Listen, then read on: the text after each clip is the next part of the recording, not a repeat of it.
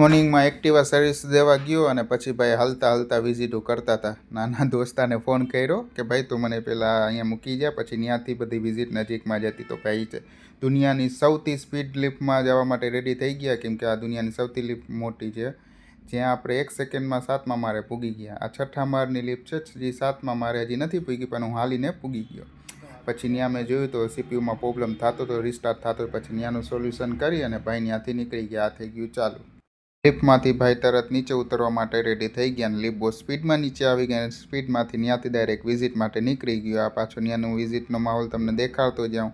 અને ત્યાંથી ઓફિસે ત્યાં આપણે ઉદયભાઈ બેઠા કે કંટ્રોલ કરો, એટલે લેપટોપને મેં ચાલુ કરીને કંટ્રોલ કરાવી દીધી. પછી એક લેપટોપમાં રેમ અપગ્રેડ કરવાની હતી, તો એમાં રેમ અપગ્રેડ કરી ચાલુ કરવા મૂકી દીધું. એમાં તમે જો છો ઇનબિલ્ટ 4GB હતી ને બીજી 16GBની રેમ મેં લગાવી, ટોટલ 20GBની રેમ કરી નાખી.